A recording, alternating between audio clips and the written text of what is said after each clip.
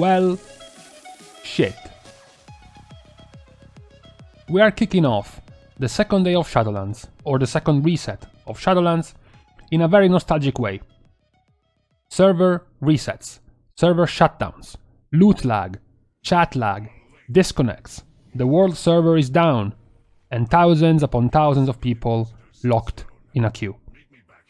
A particularly felt F in the comments for all the people going to work, all the people going to school or to university or attending online courses in this period, who just wanted to come back and spend some time relaxing, playing the game at normal human hours, the afternoon, the evening, and then just finding it impossible because of the queues. Not everyone can be a nocturnal animal, not everyone can play the entire night like I can, so a big F for them. Big sorry, it must suck, I know. For me personally, my plan of course was ruined. My plan was to get all 3 of my characters to max level before the weekly reset in Europe, which is Wednesday morning. But unfortunately, playing in a very big server, it was essentially unplayable for me from 4 PM all the way down to midnight. So that was the time I would have essentially taken to level an entire character, which I instead had to spend doing something else. So now I will be a few hours late. I already finished my second character, my monk, and now I have to go. Probably as you're watching this video, I am on my third character. Now going back to the video of yesterday, since so many people in the comments were still stuck in the queues, were still unable to play properly, let's reiterate the same questions. Which ones were your favorite zones, both to level as well as to follow the story in? I heard quite a few good comments on Maldraxxus. I'm surprised. I didn't enjoy Maldraxxus, the story or the leveling, as well as the Ventir zone Revendreth was pretty well liked. Particularly, I'm interested in the insight of the people who already went through their main and started leveling their second character, especially if they have skipped the leveling via questing and instead went straight into dungeon spamming. As you know, or maybe you don't, once you finish the story on your main character, your second character, your alt, any alt you want, is going to be able to essentially skip the questing and go straight into dungeon spamming, and they can also obtain the covenant of their choice right as they get into Oribos for the first time, after escaping them all. So I was interested in hearing from guys who have gone through that. Now, talking about what's been going on. Let's start with the biggest one, though. The biggest one is that at the release of this expansion, people found something a little bit weird. They were trying to play the game, sometimes they found some rares, sometimes they found some difficult elites they wanted to kill, and they were under gear, so they wanted to look for help. Now, the servers were very laggy, the servers were unstable, there were lots of bugs and glitches due to the massive overcapacity of servers, so people thought this was a bug. People thought it was a mistake or wasn't working properly. What wasn't working? The fact that people in groups, people looking for groups in the looking for group tool, couldn't see each other. They couldn't meet. There were people, maybe you haven't seen it yourself, because I'm not gonna judge you if you have no friends and you didn't have a group, but maybe you were in a guild and you saw other people that were planning to be in a group, in a leveling group, and they were saying that it was bugged, that they couldn't see their friends, they had to join and remake the group a ton of times, the logout and all different attempts to fix this, and it didn't work. The reason why this didn't work: Blizzard sneakily, without a patch note, without an announcement, without an official change, modified the way groups work in Shadowlands. If you go into the looking for group tool and you join a group of a different server, at the start of Shadowlands you had to go to a sanctuary like Orgrimmar, like Stormwind, like Dalaran, and like Oribos in Shadowlands, and then go back to the place your group is, to be able to be phased in their same shard, in their same realm, basically in their same zone. If you are in the same spot as them, and you immediately join their group, you won't see them. You will not be with them. And this obviously was a major change. I mean, just a few days ago, we had the Ice Crown rare farming, where people could just park on top of a rare, open the looking for group tool, and immediately zone in a place with other like 70 people. So this new system was essentially heavily hindering the speed in which you do world quests, in which you hunt for rares and elites.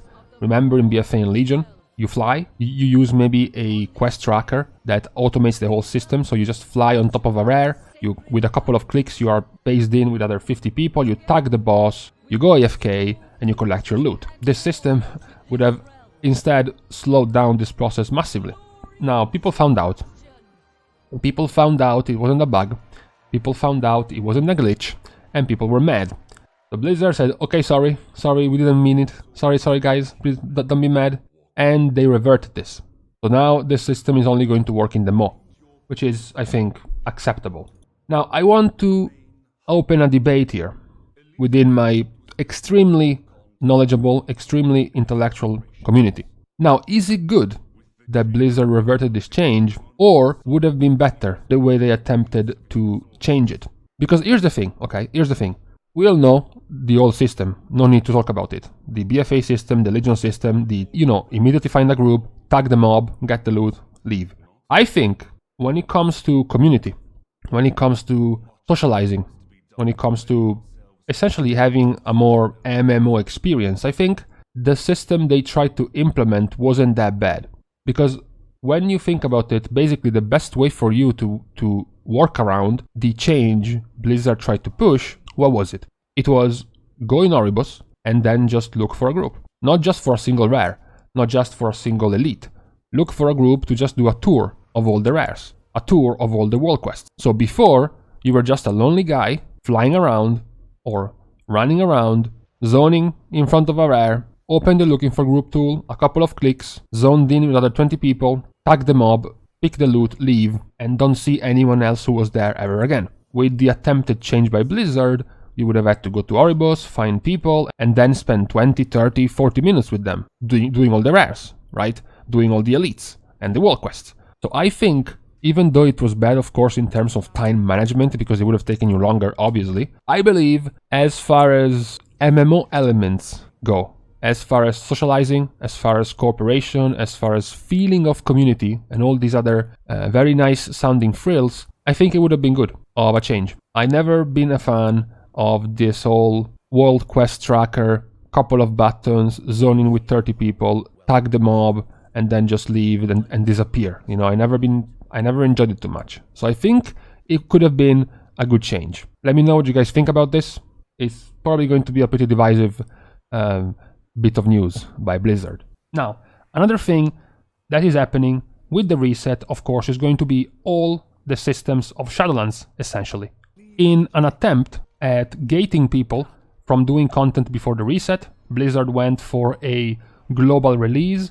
Of course, different time zones and different regions have different resets every week, so to prevent certain regions getting advantages, certain people being able to play earlier compared to their weekly reset, getting advantages, they essentially shut down everything that you could use to gain an advantage. Mythic Zero wasn't there, Torghast wasn't there, Soul Ash inside Torghast as well as the Stygia inside the Mo wasn't there, weekly quests for Renown weren't there.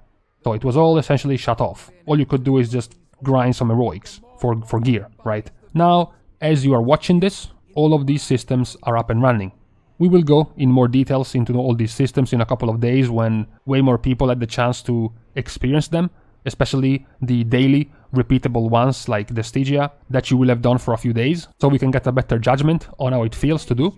But now all of this is available, so you're going to find more things to do, it's going to be more busy, and even more so, you're going to find it even harder to spend more time on different characters. Instead, you will just want to stay on your main because there is a bunch of stuff to do. Obviously, I predicted all this. I told you it would have been hard. I told you it would have been a challenge, but it is still the right thing to do. You should keep a picture of yours truly next to your monitor as a reminder every time you're thinking, I should do 3 more Mythic Zeros, I should run 4 or 5 more heroics on my main, so that you will glance over the picture and remind yourself, no, my alts are waiting for me, I need to go, because it is definitely the right thing to do. And I know, even if you think I'm wrong, I read the comments in the previous video and a lot of people were like, yeah, the leveling wasn't too bad, the story wasn't too bad, but that's the last time I do it. But I don't want to do it again. Just ask yourselves this, guys. Am I going to play a single character for the next 2 years? Is this the only character I want to play? The answer is no. Even if you're saying yes right now, you are lying to yourself. So the best thing to do is to just level them right now, when there is not much else to do. In these first 2 weeks, beyond the Mythic Zeros, which are locked for the entirety of the week once you do them once, and Stygia every day, you will have a lot of free time, and that's where you want to level your alts. So trust me on this, and go slave away leveling all your characters. Now, I want to talk about dungeons. There will be guides, there will be tips for melee DPS, tips for range DPS, tips for healers, and maybe even tanks on what to do in all different dungeons, what to be aware of, what to be afraid of. However, that will come in a couple of weeks. Throughout the week where Mythic Plus will be open and capped at +6, when more people will get to meet all these different mechanics in dungeons becoming harder and harder and harder, right before Mythic Plus is fully unleashed without a cap. So that will be the best week to give you advice on the dungeons, because right now advice on Mythic Zeros is kind of pointless. You can't really see what can be dangerous because of the level of the dungeon right now. So what I want to talk about instead is, how did you feel looking at the dungeons? For people who have done the normal while leveling, for people who have already done a few heroics after they leveled up, and for people who have been doing the Mythic Zeros right now as they became available. You know, if you had to look in the future, if you had to look a couple of weeks, maybe 3 weeks in the future, and starting to imagine +10, +12, +14 keys, all these abilities that you have ignored in normal and heroic because they hit for nothing, how do you imagine them when they hit 10 times harder? When there is things like Prideful, when there is things like Storming, and the good old and very lovely affixes like Necrotic or Grievous. Which one was your favorite dungeon? Which one was the dungeon you hated the most? Which one was the dungeon you think is going to become the more cancerous when Mythic Plus affixes and scaling comes into effect? Now, I'm not saying there is a right and a wrong answer, but there kind of is, particularly for tanks and healers. There are some dungeons that are going to be quite harder, at least as long as they remain the way they are and Blizzard doesn't apply any changes before Mythic Plus opens. Some of these dungeons are going to be particularly nasty. So let me guys know about this, about your current prediction on how the dungeons are looking in the future for Mythic Plus. And before I leave and go back into leveling, and I'm only leaving because my queue is about to go up so I can play again, by the way, we have to leave a little space to the undecided. So raise your hand, don't be ashamed, we'll not laugh at you, at least not in your face. Anyone who has already regretted choosing a character? Anyone who has already regretted choosing a covenant? Where are you? Who's there? Raise your hands. I mean, choosing a covenant you don't like, choosing a covenant and just changing your mind is not that bad, right?